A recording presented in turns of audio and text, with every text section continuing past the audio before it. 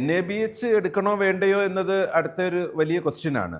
Hospital standards refine ചെയ്യണോ, patient സേഫ്റ്റിക്ക് focus കൊടുക്കണോ, ഹോസ്പിറ്റൽ വളരെ അധികം ഹോസ്പിറ്റൽ സ്റ്റാൻഡേർഡ്സ് ആൻഡ് പേഷ്യൻ്റ് സേഫ്റ്റിയെ ഫോക്കസ്ഡ് ആകണോ എന്നതൊക്കെ നമ്മൾ PRE4C എന്ന് പറഞ്ഞ കോർ ഒബ്ജക്റ്റീവ് എലമെൻ്റ് ഡിസ്കസ് ചെയ്യുമ്പോൾ മനസ്സിലാക്കാൻ പറ്റും.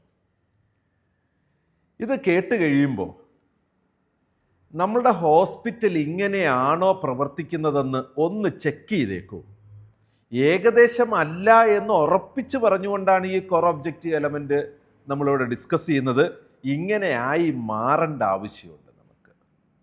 അത് ഇൻഫോംഡ് കൺസേൺഡ് എന്ന് പറഞ്ഞാൽ ഇൻഫോം കൺസേൺ വാങ്ങുമ്പോൾ കൃത്യമായി ചെയ്യേണ്ട ചില വിശദീകരണങ്ങളാണ് ഈ കോർ ഒബ്ജക്റ്റീവ് എലമെൻറ്റിൽ തരുന്നത്.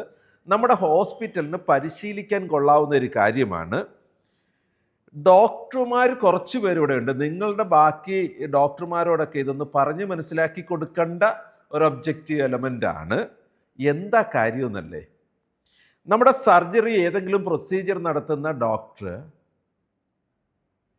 അദ്ദേഹം ഇതുകൊണ്ടുണ്ടാകുന്ന ഈ പ്രൊസീജിയർ മൂലമുണ്ടാകുന്ന കഷ്ടപ്പാടുകളെക്കുറിച്ച്, റിസ്ക് ഫാക്ടറുകളെക്കുറിച്ച്, അതുകൊണ്ടുണ്ടാകുന്ന ഗുണങ്ങളെക്കുറിച്ച്, ബെനിഫിറ്റിനെ കുറിച്ച്, ഇതല്ലാതെ മറ്റെന്തെങ്കിലും ഓപ്ഷൻസ് ഉണ്ടോ? സർജറി ഒരു ഓപ്ഷനാണ്, മറ്റെന്തൊക്കെ ഓപ്ഷൻസ് ഉണ്ട്? ആൾട്ടർനേറ്റീവ്സ്. ഈ കാര്യങ്ങളെക്കുറിച്ച് ടെക്നിക്കൽ വേർഡ്സ് കഴിയുന്നത്ര കുറച്ചുകൊണ്ട് സാധാരണക്കാരന് മനസ്സിലാവുന്ന വിധത്തിൽ the language they can understand വിശദീകരിച്ചു കൊടുക്കണം. ആരാണിത് വിശദീകരിക്കേണ്ടത്?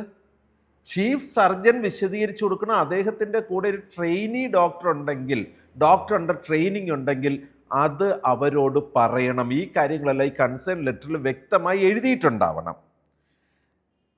ട്രീറ്റ് ചെയ്യുന്ന ഡോക്ടറുടെ പേര്, ആൾട്ടർനേറ്റീവ്സ്, ബെനിഫിറ്റ്, റിസ്ക് എല്ലാം അതിൽ എഴുതി വെച്ചിട്ടുണ്ടാവണം. അത് വ്യക്തമായി അവർക്ക് പറഞ്ഞു കൊടുക്കണം. വെറുതെ ഒപ്പിടിക്കാനുള്ള ഒരു പേപ്പറായിട്ട് അതിനെ കാണരുത്. ആരെങ്കിലും, നമ്മുടെ റിസപ്ഷനിസ്റ്റൊക്കെയാണ് പലപ്പോഴും ഇത് ഒപ്പിടിക്കുന്നത് കേട്ടോ.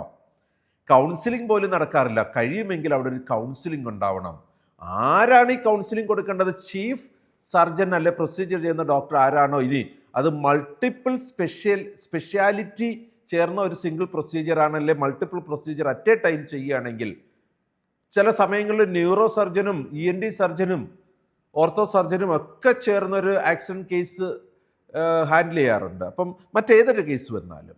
സോ അത്തരത്തിൽ മൾട്ടിപ്പിൾ സ്പെഷ്യാലിറ്റിയിൽ നിന്നുള്ള ഡോക്ടർമാർ ഏർപ്പെടുന്നുണ്ടെങ്കിൽ ആ സർജറിക്ക് മുമ്പ് ഈ ഓരോ സ്പെഷ്യലിസ്റ്റും വ്യക്തമായും പേഷ്യൻറ്റുമായിട്ട് കമ്മ്യൂണിക്കേറ്റ് ചെയ്തിട്ടുണ്ടാവണം. അങ്ങനെ കമ്മ്യൂണിക്കേറ്റ് ചെയ്ത് ഒരാളല്ല, ചീഫ് സർജൻ അല്ല, ഓരോ സ്പെഷ്യാലിറ്റിയിലെയും സർജൻസ് ഈ പേഷ്യൻറ്റുമായിട്ടോ ബൈസ്റ്റാൻഡറുമായിട്ടോ ഫാമിലി മെമ്പേഴ്സുമായിട്ടോ സംസാരിച്ച് അവർക്ക് മനസ്സിലാകുന്ന രീതിയിൽ പറഞ്ഞു കൊടുത്ത് അത് തന്നെ എഴുതി വെച്ച പേപ്പറിലാണ് ഒപ്പിടിക്കേണ്ടത്. അത് ബൈലിംഗൽ ആയിരിക്കണം അറ്റ്ലീസ്റ്റ്. കേരളത്തിലാണെങ്കിൽ അത് ഇംഗ്ലീഷിലും മലയാളത്തിലും ഉണ്ടാവണം. നമ്മുടെ ബോർഡർ പ്ലേസുകളിലാണെങ്കിൽ അത് ഒന്നിൽ കൂടുതൽ, രണ്ടിൽ കൂടുതൽ ലാംഗ്വേജുകളാകാം. ഓർക്കണേ, ഇതൊരു നിസ്സാരമായി കാണേണ്ടതല്ല. നമ്മുടെ ഹോസ്പിറ്റലിൽ പ്രാക്ടീസ് ചെയ്യാൻ സുഖമാണ് കേട്ടോ, അടിപൊളിയാണ്. നമ്മുടെ ഡോക്ടേഴ്സിനൊക്കെ പേഷ്യൻറ്റുമായിട്ട് നല്ലൊരു കമ്മ്യൂണിക്കേഷൻ എസ്റ്റാബ്ലിഷ് ചെയ്യാനുള്ളൊരു ചാൻസാണ്. ഇങ്ങനൊരു നിയമം ഉള്ളതുകൊണ്ട് തന്നെ നമുക്കത് പാലിക്കണമല്ലോ, ക്വാളിറ്റി പാലിക്കാൻ വേണ്ടിയിട്ട്.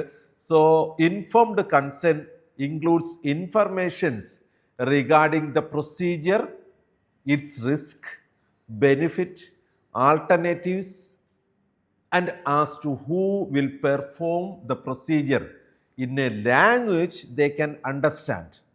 Core objective element ആണ് PRE4C.